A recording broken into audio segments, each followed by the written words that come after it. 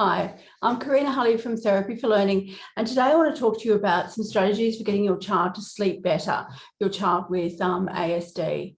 And really part of the trick is trying to spend the whole afternoon or evening time really trying to get your child to calm down to be in that right state for falling asleep.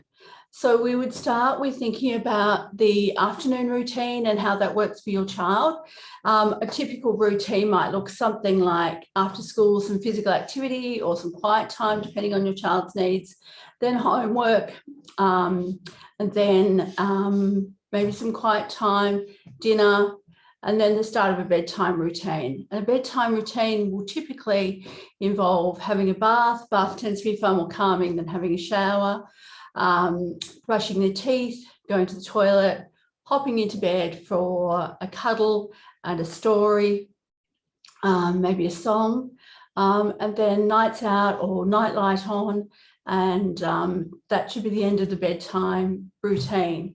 So it's really important to have a consistent bedtime routine, so we set up some positive sleep associations for our children. So it might be something that OT can help you work out that nighttime routine and sensory diet that's best going to work for your child to get them into a settled position. Okay, so once you've got your child in bed, that can be really where it becomes quite difficult. Okay, so some of my favorite strategies for keeping your child in bed is to think about what you're trying to teach the child. So often we're trying to teach the child to resettle, to settle themselves to sleep. Often our kids have only settled themselves in our arms.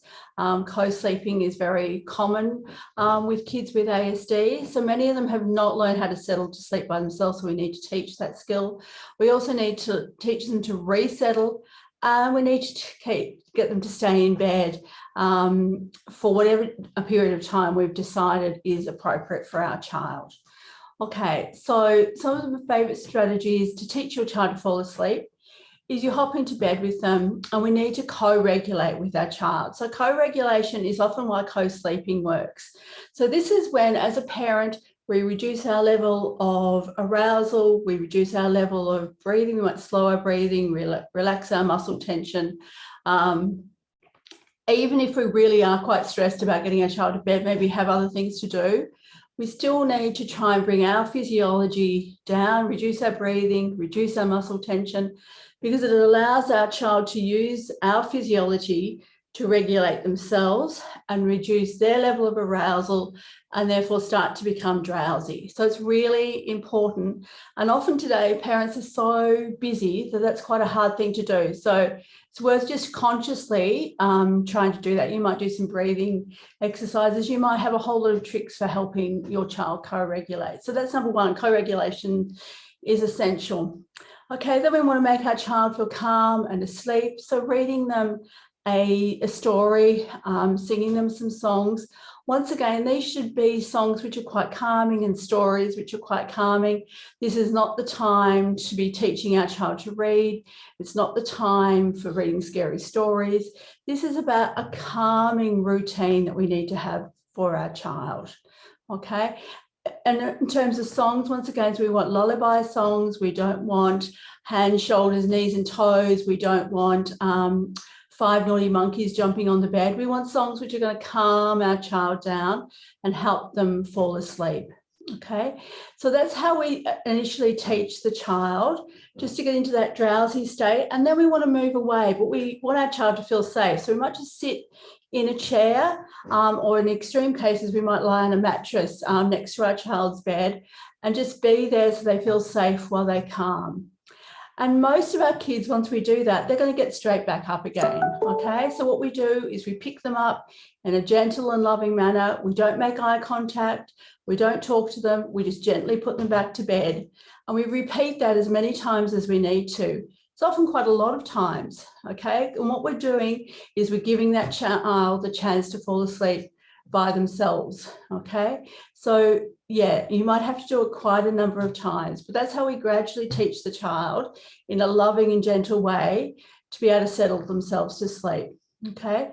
The other strategies we can try is we can settle the child, do their bedtime routine, keep the routine consistent, sit in our chair, wait for them to be nearly drowsy, and then we can say, oh, just excuse me, I just need to leave for a minute. I've just got to go and check my phone, check the oven, go to the toilet, whatever it happens to be. So you're just leaving and you're coming back. So you're just helping, just making it one step more, one step closer to the child falling asleep completely by themselves, because that's our eventual aim, is to reduce the amount of support, reduce the amount of time you have to spend with your child for them to fall asleep by themselves. So you might make an excuse, go off and come back, and you can gradually increase the time of those excuses. And each time we're hoping the child will fall asleep without you in the room.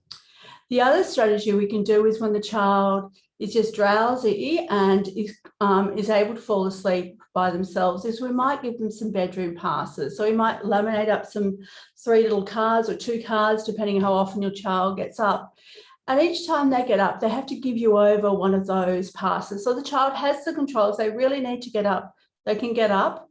They get up, they get their needs met, whatever the needs are, for a kiss or a drink of water, whatever that need is, and they hand over one of the passes. In the morning, if they have a pass left, they can exchange that for some sort of reward. So the child can use the passes, that's fine. If they don't use the passes, they can then swap them for a reward. And it tends to just really reduce the number of times a child is getting up in the night. And you can decide for your child what's appropriate, whether you give them 1 pass or 2 passes or 3 passes.